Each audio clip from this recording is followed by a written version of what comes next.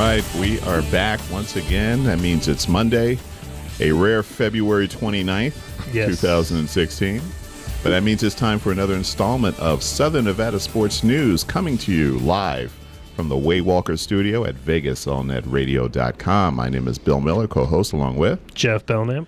And it is the first Monday, really the first Monday of this month, March. Normally. Yeah.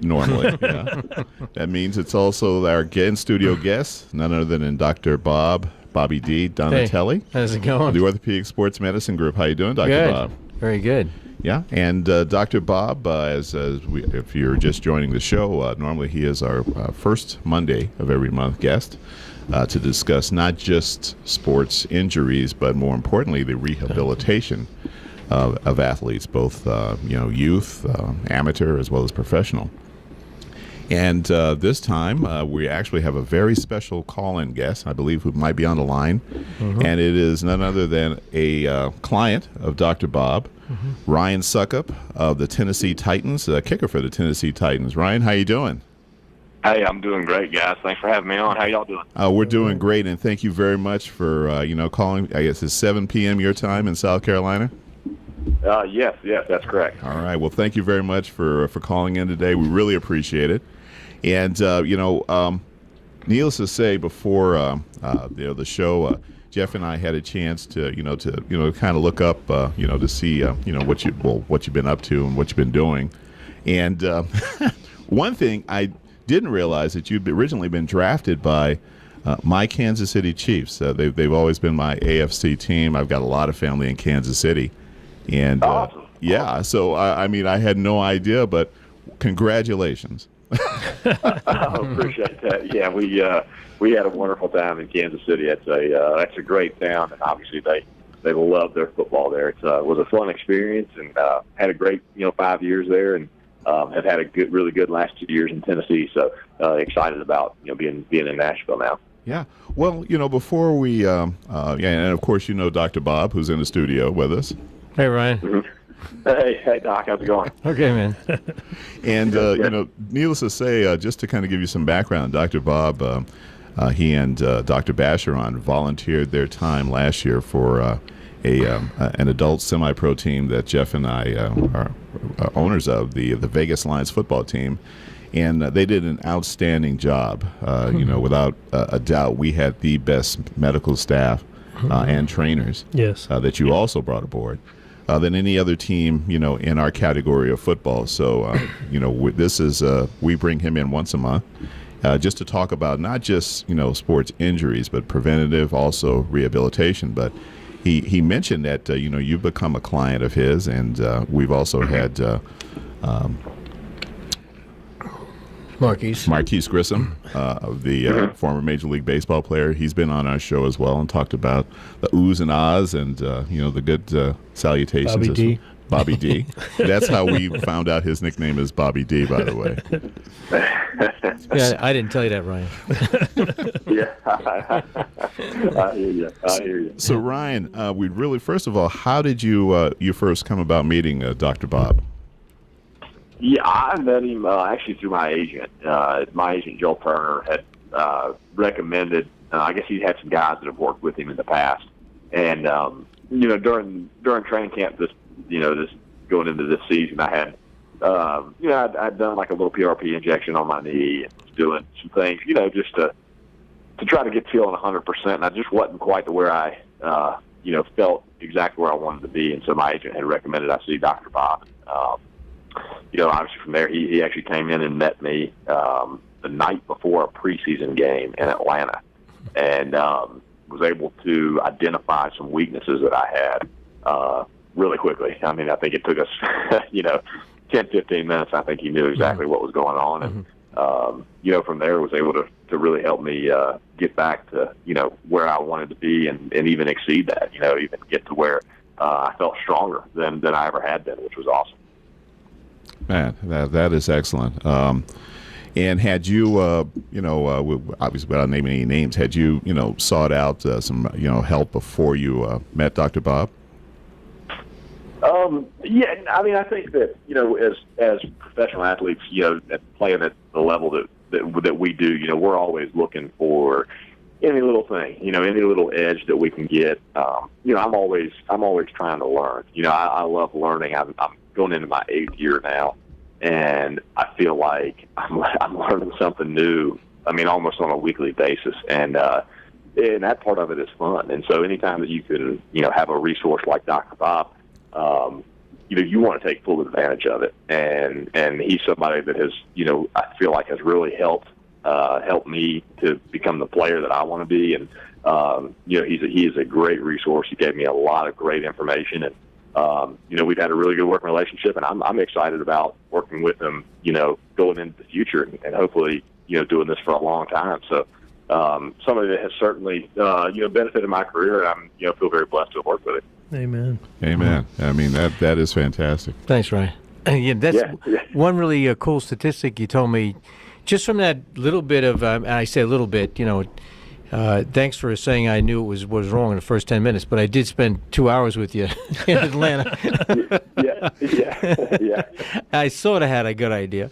But anyway, but I remember you telling me, because he just came out here to Vegas. He didn't mention that because he said he wanted to, he was excited about getting a program for the entire off season. Because, 4 months to go before camp starts, the end of July. And and you told me a really interesting statistic that as the season progressed, you got stronger, like you said. But what was that statistic you said? A 17% increase, or what was that statistic? Yeah. So, well, two things. I mean, to kind of touch on that. One of the things, obviously, being a kicker in the NFL, there's two things that are really important. You got to kick off well. Yes. You don't want to give teams a chance to return a lot of balls, and then you want to be an accurate, strong field goal kicker. And so, for me this year, the thing that was really neat that hasn't happened in prior years, and I think a lot of it has to do with the training program that I was doing, was my touchback percentage continued. Usually it starts off high in September and October when the weather's warm, 70, 75%. And then when the weather turns and gets cold in November and December, a lot of times that'll drop, and it'll get, where, you're kicking 25% touchbacks and you end the season somewhere around 50%, which is what had typically happened for me. And this year, I think I had my highest touchback percentage of my career, which was almost 70%, and that was about 17.5%, 18% higher than it had ever been. And that's exciting. That's a big difference. That's a big lay. So that's exciting, and that's a big tribute to the program that we're on, and it obviously is a lot of hard work. There's no shortcuts. That's for sure. That's one thing I'll tell you. There's absolutely no shortcuts to it. But when you train, and you're training hard and you train smart, which is something I've learned is so important. Then that's when you see the big games like that. That's awesome. That's a great statement. You trained smart, because a lot of people can train athletes and wind up getting increase in strength, but does that strength increase project itself to improve performance? And I think finding the deficits is the key. We've talked about this many times on the show. So one of the things I'm really pleased with is that you took this whole thing seriously, and you're the one who produced the results. I gave you the formula, but like you said, Ryan, you worked your butt off during the season, and that's not easy to do during the season. Yeah. Because we had to figure out. I didn't want him getting really sore before a game, so we had to kind of manipulate his workouts so that he was still kicking without any soreness and getting the max out of the program. So that was excellent. What we planned out during the season worked, and now he can just kick butt in the off season, because I don't care if he has soreness. I don't care if he limps to dinner every night, as long as he makes it there. But so now we're really, and then one of the other things, Ryan, we've been talking about, which I thought was so interesting, and I was dying to get you get you in front of me again because of that. But with this whole thing about concussions in the NFL. Yeah. I said to him, as a kicker, now here's a perfect example, right? You think a kicker, concussions? Yes. Excuse me. They get penalized for that. if they knock them down. And are you still there, Ryan? Oh yeah. Okay. I'm getting a call from Kansas City here for some reason. You back in Kansas City, Ryan? No. I'm right here in the Carolinas. Yeah, right. But anyway, I asked him, I said, did you ever have a concussion? He goes, come to think of it, a long time ago, I had a concussion. Then I said to him, you ever had inner ear infections? And he goes, you know something? I did have inner infections. So tell him, this is so cool. Tell him, I hope we're not this, we don't have to, you don't have to say anything if you feel like you're divulging some deficits you might have, but I think it's really important to understand how little of a head trauma, one time, right, Ryan? You didn't get knocked out, did you? No. No, it was like a head concussion, inner infections. And could you kind of explain what you felt like you were lacking in terms of in the kickoff? Is that fair to say, or you don't want to talk about that?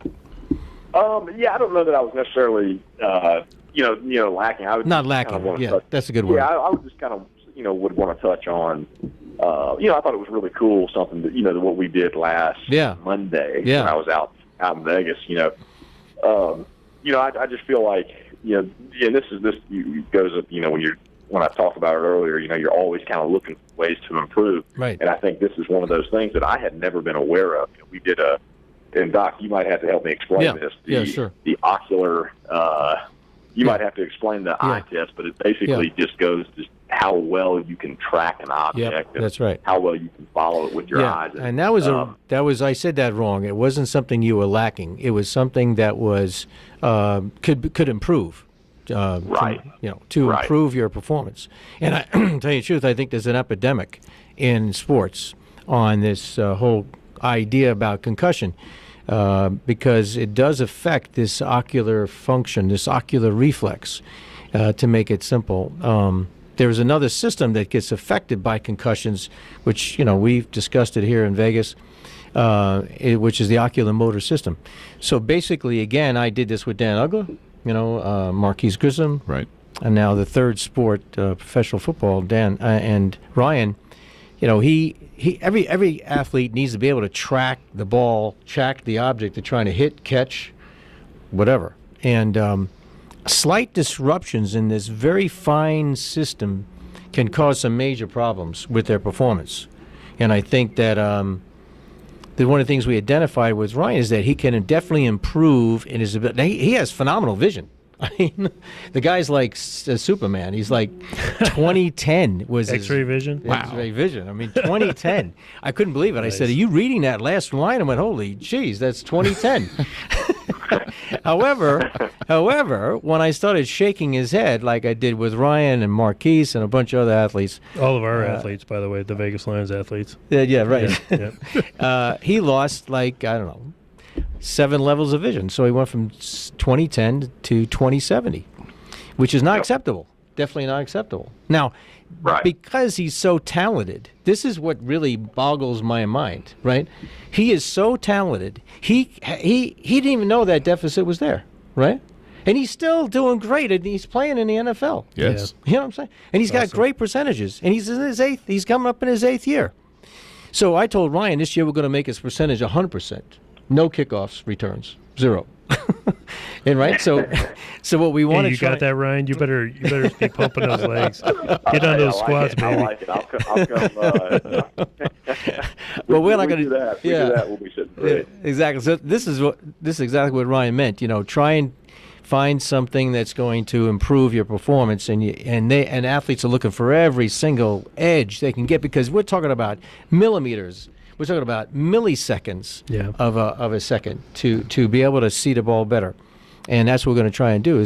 Because a kicker has what did you say that statistic when the center throws that ball back? How long is it? 1.2 seconds or something? Yeah. It's all. By the time the center starts to move, so that ball's got to be off in about 1.35 seconds. So it happens very quick, and so obviously the longer that you can see that ball, if you can improve, that's why I'm so excited about, some of this vision stuff that we're going to be working on with Dr. Bob, is that if I can see the ball for that split second longer, that can be the difference in, making a kick or missing a kick. And so, exactly. That's a big deal. That's a big deal. Yeah. I mean, it's like, So important, and that's the again not lacking. That's not a deficit. I think if I did testing, like we were talking about, all the wide receivers and the quarterback and the running backs that have to look for the ball, have to see objects, and they get banged up all the time. Their heads get banged up all the time. Yeah. I mean, I bet you we would see a bunch of guys that have reduced their ability to see, and they don't even know it. Because they're making compensations that are allowing them to still play in the NFL. Yeah. You know what I'm saying? But what happens, really? What happens when, somebody basically starts to lose it in the middle of the season? We talked about this, Ryan. How come, in the middle of the season, some wide receivers start to lose their ability to see the ball correctly, or they just drop a lot? Or like in baseball, they get into a slump, or the pitching staff somehow, he's just not on it anymore. Yeah, and you always hear that they're in a slump, particularly in baseball, because it's such a long season to begin with. You're literally working every day, right? But he's in a slump. He's just trying to come around. He's not seeing the ball. You kind of hear these little metaphors there, right? Ryan, we're going to take our quarter of the hour break. Can you stick around for the second segment? Yeah, absolutely. You guys got it. All right, appreciate it. All right, you're listening to Southern Nevada Sports News, coming to you from the Waywalker Studio at VegasOnNetRadio.com. We'll be right back.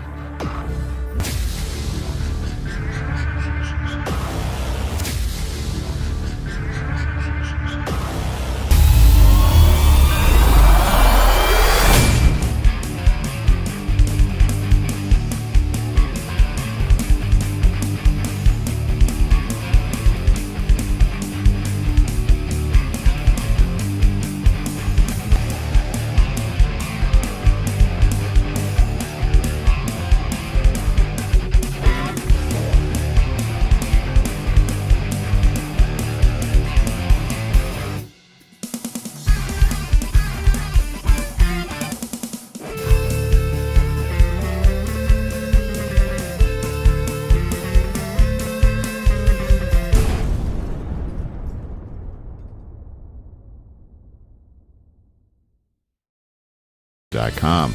My name is Bill Miller, co-host along with Jeff Belknap and Dr. Bob Donatelli. And also with us on the line, Tennessee Titan place kicker, Ryan Succop. Ryan, thank you very much for joining us for round two. Yeah, absolutely. Looking forward to it, guys. Now, during the break, needless to say, you've got some people here that we rarely have the opportunity to talk to, an NFL kicker. That's right.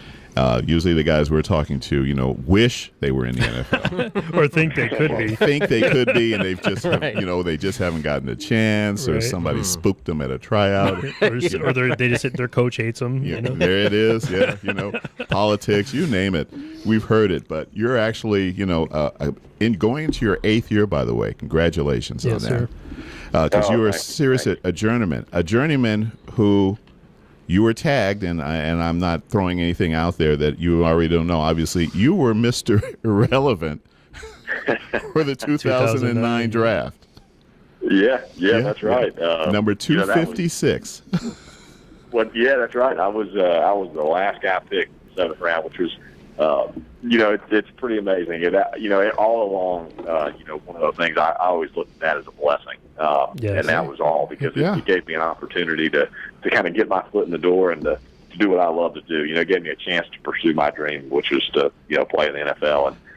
And I've been very blessed along the way to to play with some great players, some great teammates, play for a lot of great coaches, and it's amazing that I look back and 8 years later, I've been very blessed. There's a lot of guys that were drafted way before me that are certainly not playing to this day. So it's been a great journey. It's been a lot of fun. Well, I didn't look this up, but you probably know. I'm just going to go out on a limb here. Were there any kickers drafted ahead of you? Yeah. So actually, that year there was me and one other guy were drafted. So there was only 2 of us. Oh wow. I think it was a guy named David Bueller. He was drafted by the Cowboys, and I think he played for a few years, but I don't think he's playing anymore. All right. Well, needless to say, because that same year, drafted by the Chiefs, you were the Mac Lee Hill Award winner. Yeah, that was great. My rookie year was, like I said, was able to to kind of win the starting job right off the bat, which was awesome. And was able to come in and really have a great year. Had a great year kicking, and just kind of one of those things. Got into a rhythm and was able to keep it rolling the whole season. And obviously, to be honored with the Mackley Hill Award was that was a tremendous honor. And very, very humbled to receive that award. There's been a lot of great players who win that. That's awesome. Well, I tell you what, just as we kind of Jeff went back since 1980 and Since named 1980. all of the Mr. Irrelevant award winners. Not one could we, just. I think one. I actually been one. remembered one guy. Yeah, and just somebody who may have made a play, something big, Yep. a gaff, something. But you clearly are ahead of the game. But it goes to show you that you hung in there. What was it like? The finally, when you got that call? It was awesome. It was one of those things where being a place kicker, it's very hard to get drafted. Oh yeah. And a lot, some of the greatest kickers of all time weren't drafted. I don't think Adam Vinatieri was drafted. He's probably the greatest kicker of all time. So it's hard to get drafted. And so I didn't know if I was going to be drafted or not. And then, I remember getting a little bit nervous because I had, 4 or 5 teams that wanted to sign me after the draft as a free agent. Okay. And I was sitting there thinking, like, man, this is like the biggest decision I've ever had to make. I'm going to have to decide, where I'm going to go play and try to make the team. Like, you're trying to figure out who they got on the roster, and if you think you're better than that guy, and all this. And to have that decision made for me was awesome. It was quite a sense of relief. So that was great getting the call. A couple minutes before I saw it on TV. That's awesome. That was exciting. That has to be. Needless to say, I watched the draft, and and I have to realize it's got to be so tough on some of these young men, especially if they've been led to believe that certain higher expectations.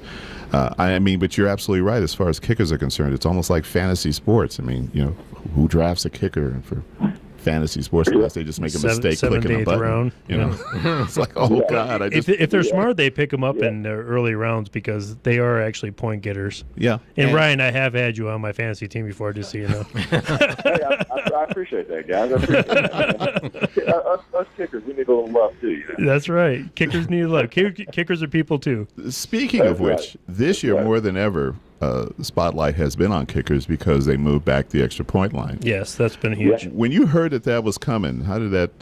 What was your initial reaction? Initially, I thought, man, I don't know if I like this, just because it obviously makes my job a lot harder. But That's I think really once the season got going, and one of the things I found it was that I kind of liked it a little bit because it sort of allows you to get a kick at a realistic field goal attempt. You're not kicking an extra point anymore. You're kicking a 33-yard field goal. And exactly. So, the more times you can get out there and kick longer kicks, I think the more comfortable you can get. And so I actually kind of liked it. And I think it's good for kickers. I think it certainly puts an emphasis, more of an importance on the kicking game. And so I think that's a good thing. So it's obviously it just makes you have to grind a little harder, focus a little harder on those kicks. You certainly cannot take them for granted like you used to be able to. Yeah, that's for sure. I don't think anybody walks away to the kitchen, after somebody scores a timeout anymore. Rather touchdown. Touchdown. Yeah, they're just like, well, hang on, let's let's see how this thing is going to. Well, I think it's ultimately giving people the opportunity to think about whether they want to go for 2 or not. Depending on like how things are playing out. It actually throws a little more emphasis into the game. But, obviously more extra points missed this year than any year in history. Yeah. So, it does make it challenging, but it's good to see that you're stepping up to the challenge. Yeah, no question. I think particularly too, this year it seemed like the weather was pretty decent. It was kind of a little milder winter for the most part, at least during the regular season. And I just wonder, will it change teams' philosophies once, we get some of these December games in places like Buffalo, Cleveland, where, if it's snow and if it's windy, that sort of has got to change the dynamic a little bit because then it really isn't as high a percentage. Yep, absolutely. So playing with Marcus Mariota, tell us about that. Oh, man, Marcus is awesome. he's the guy you want leading your team. I mean, he is such a leader. He's such a hard worker, and he's just such a respectable young man. He really is. I really can't say enough good things about Marcus. And on top of all that, he's obviously super talented. And I think everyone in Tennessee, I think we're all really excited about having Marcus as our quarterback, and really excited about the future there. So we got a lot of good things going. Well, yeah, I mean, that division, is certainly going to be a lot more competitive in the upcoming years. Absolutely. Unfortunately, teams like Jacksonville used to be sort of taken for granted, but not anymore. And at times certainly Tennessee may have been as well. But, the way things changed right around the middle of the season, Texas kind of went on that winning spree, and Jacksonville also started playing well, as long as Tennessee as well. It's going to be one of the more competitive divisions, and it's going to, unfortunately, it's going to end up being like one of those cannibal divisions, much like the NFC East. Yeah. Where you guys literally feed off of each other. Yeah, no question. I mean, I think that everyone is improving in that division, and like you said, it's just, almost every division now in the NFL is so competitive. There's so much parity. There's so many good teams. I mean, it is hard to win in the NFL. There's no question about it. Every week, you have a big challenge in front of you. I think that's probably why the NFL is so popular. Why the game is so good right now is because it is so competitive every week, and it sure does make it a lot of fun being a part of it. I'll tell you that. Absolutely. Oh, that's for sure. Because the playoffs became wide open, and it was a really exciting year for football. Yeah, and certainly one of the best, most competitive years. Yeah, no question. Now, the next question came from our engineer extraordinaire. Do you prefer laces in or laces out? That was giving me all night. laces out. Laces out, okay. Yeah. All right. This also came from Lawrence as well. He's on fire today. Okay. The whole timeout to freeze a kicker. Yep. Does it actually weigh on your mind in any way, shape, or form, or do you really see it coming? No, I don't. No, I don't think it matters. I don't really care. I think most kickers don't care. I think that if anything, a lot of times it can give you, more time to go out there and visualize. You can get out there and visualize the kick, and but I really don't think it matters. And some coaches like to do it. They may think it helps. I can't really attest to that. I really don't think it matters one way or the other. I think the hardest one is when the play's already lined up and they're about to kick and they call timeout, so the guy actually does kick it, and because obviously he makes it at that point, and then they come back, and then that gives them the option to miss. But hey, I got a family friend, Tim Shaw, who just got diagnosed with ALS. He played for the Titans a couple years ago. And I've met Tim a few times. He's an unbelievable guy. Yeah, he's a great guy. I spent some time with him in Arizona last year, when he was first diagnosed, and it was kind of a tough thing for him. But I appreciate the way that the Tennessee community or Nashville communities kind of got around him, and I just appreciate what you guys are doing for him. Yeah, no question. And Tim has really been an inspiration to all of us. I mean, I don't know that we've really done I think he's the one that deserves the applause. He has been just an unbelievable inspiration to our city, our team, really the country, everything that he's done. Amen. Man, we are behind him 100%. All right. Well, I've got one more, and this comes from just from personal experience. And I go back to Kansas City almost every 2 years for a family reunion. Arthur Bryant's or Gates? Oh, man. That's a good question. I'll tell you what, they're both really good, but I think my favorite is a place called Oklahoma Joe's. Oklahoma Joe's, that's the Yeah. place that I hear is sort of creeping up. It's actually my uncle's favorite. I'm telling you, like, the first time I went there, I pulled up, and it was like this old-looking gas station. I was like, wait a minute. That's it. This is right. Is this where we're supposed to be? And sure enough, then I come back the next time, and I see the lines, like, wrapped around the door outside the building, and I'm like, okay, yeah, this place must be legit. It's unbelievable. They have a little sandwich there called the Z-Man, and it is it's unbelievable. So they're all good. All of KC Barbecue's great, but I got to go with Oklahoma Joe's. It's my favorite. Oh, outstanding, man. Outstanding. Yeah. You know, Yeah, Ryan- y'all are making me hungry, man. it's not too late there. Yeah, you can still, hey, listen, let's face it. I mean, Carolina barbecue is no slouch either. That's right. You guys usually like it a little sweet, right? A little sweeter, yeah. A little sweeter. That's right. Yeah, That's right. Yeah, but it's certainly no joke. So, but Ryan, let me thank you again for taking the time, out of your evening. To call into the show. We really appreciate it. Dr. Bob means a great deal to us, and the opportunity to speak to an NFL kicker who's also now a client of Dr. Bob, and Yep. you certainly are doing very well, and congratulations on your 8th year, going into your 8th year in the NFL. And needless to say, don't be a stranger, and we wish you the very best of luck in the upcoming season. Absolutely. Yeah, absolutely. Thank you guys so much for having me on, and Dr. Bob, good talking to you as always, man. I'm sure we'll talk soon. Yeah, talk soon, Ryan. All right, thanks, Ryan. All right, sounds Take good. it. Thanks, guys. Alrighty. Folks, again, let me thank Ryan Suckup, place kicker for the Tennessee Titans, who is also a client of Dr. Bob Donatelli, and who took time out of his evening to call in. And it's really great to always hear, that's another success story, Dr. Bob. Yeah, thanks. Yeah, keep those fellows, those cards and letters coming. Yeah. All right, we're going to take our bottom of the hour break, and when we come back, it'll be another time for the third round segment of Southern Nevada Sports News, coming to you from the Waywalker Studio at VegasOnNetRadio.com. We'll be right back.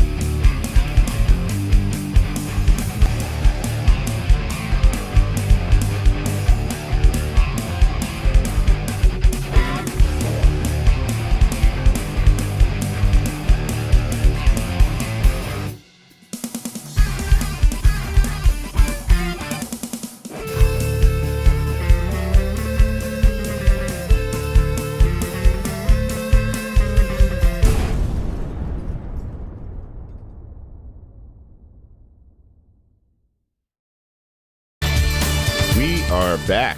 Round 3. Southern Nevada Sports News coming to you from the Waywalker Studio at VegasOnNetRadio.com. My name is Bill Miller, co-host along with Jeff Belknap. also. Dr. Bob Donatelli. And we have another call-in guest. This is John Cardenas, who is owner of the Austin Colts of the North America Indoor Football League. John, are you there? Yes, sir, I'm here. Hey, thank you very much for calling in. Really appreciate it. Thank you for having me. Well, we have your the NAIF commissioner. Not Jeff. commissioner anymore. Okay. Or you well, appointed a new commissioner. You have to explain that one then. But Jeff Belknap is here, and I'm sure you know Jeff. Yeah, Jeff, how you doing? How you doing, sir? Well, thank you very much, because we know that you and your fellow owners of the NAIF, within the NAIF, are gearing up for the 2016 season, which is coming right up. Yeah, we're very excited for what's coming up this year in 2016, and for all the newness of indoor football.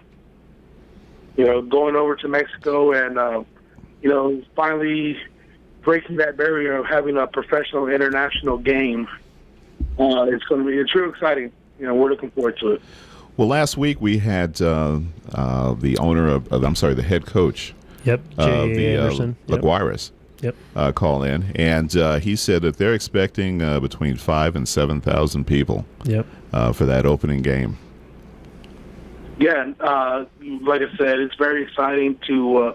A lot of people are waiting to see what's going on. I know in Austin and down here in Central and South Texas, we have been getting a huge response from all types of the host with Mexico, especially with our. I can speak about our team a little bit.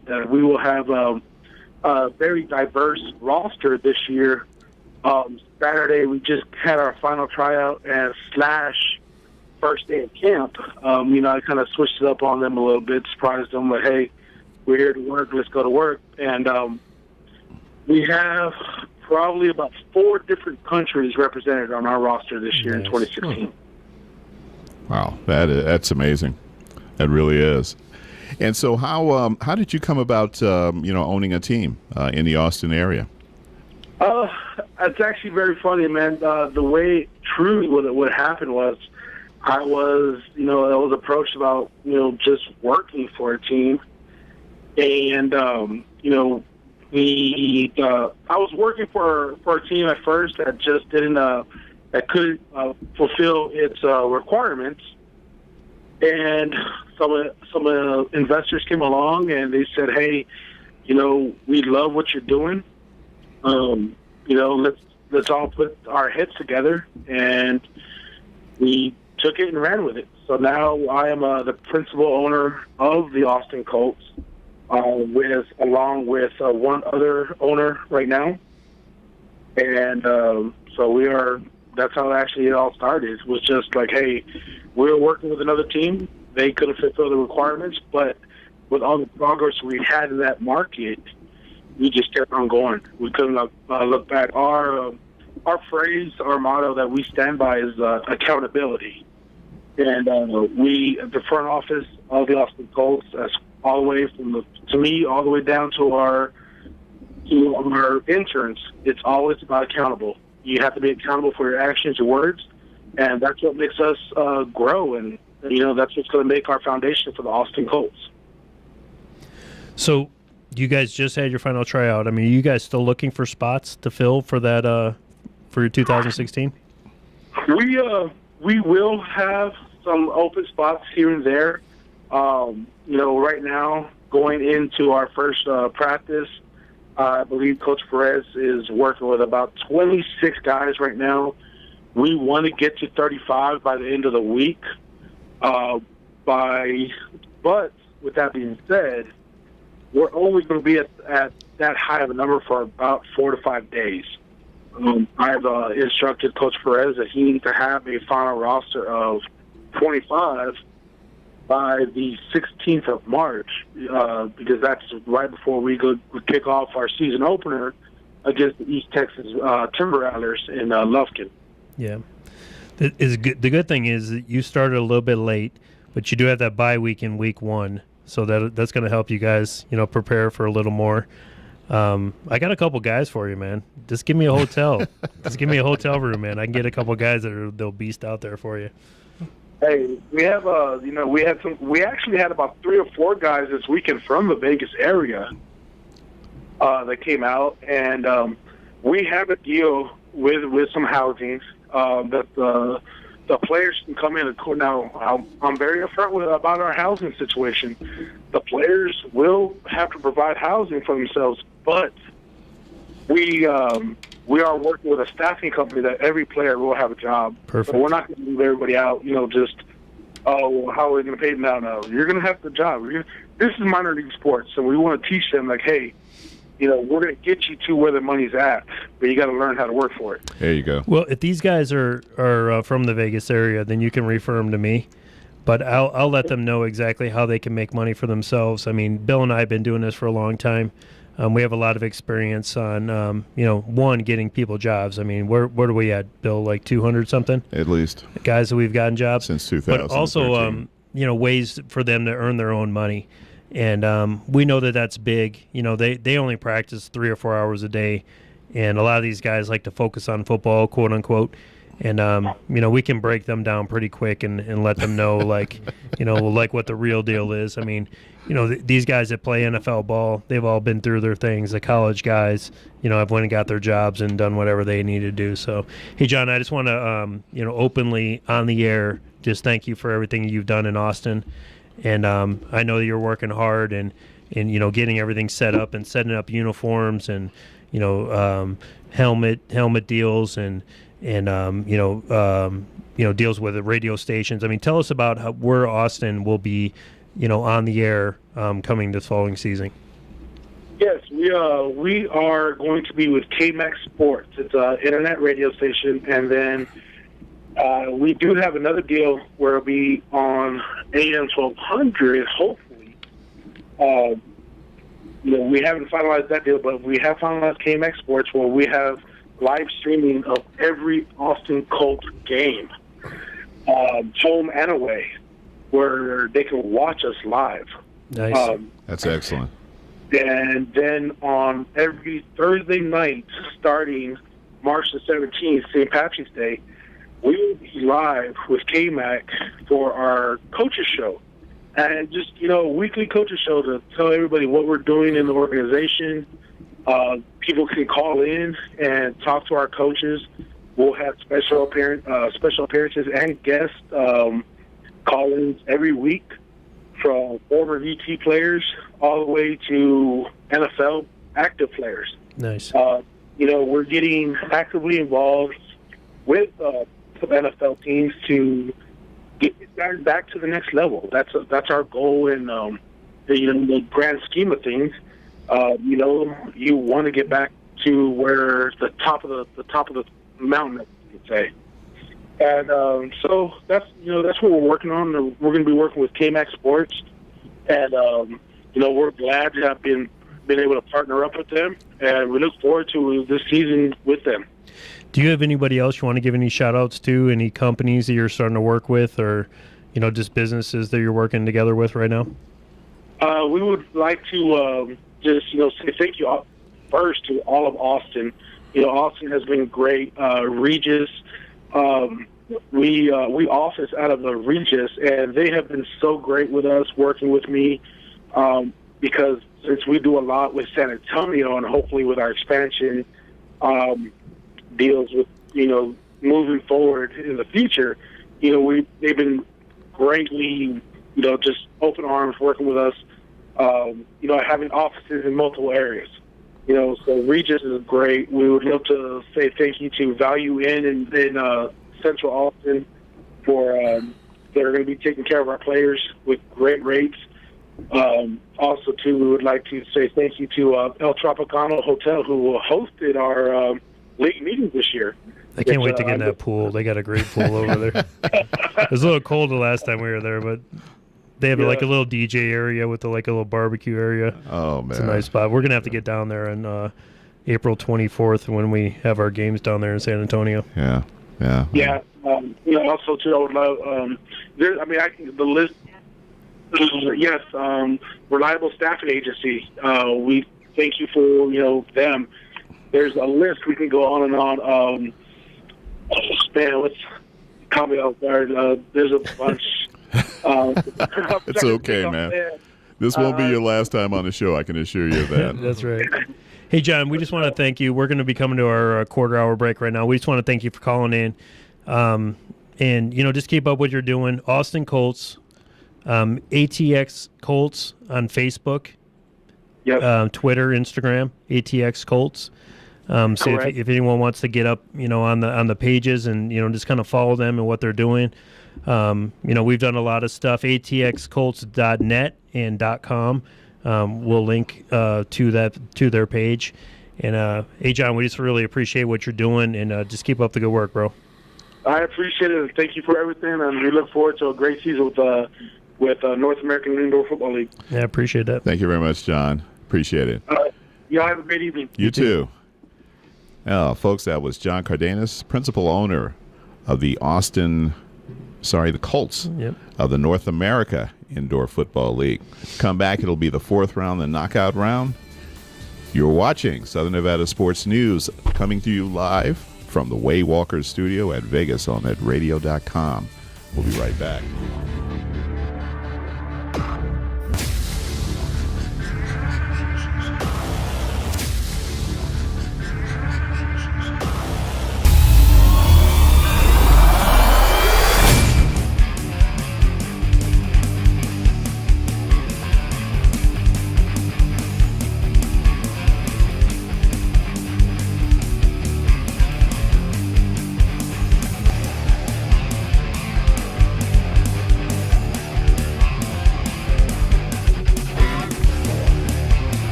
back for the fourth round, the knockout round. Southern Nevada Sports News come to you from the Waywalker studio at VegasOnNetRadio.com.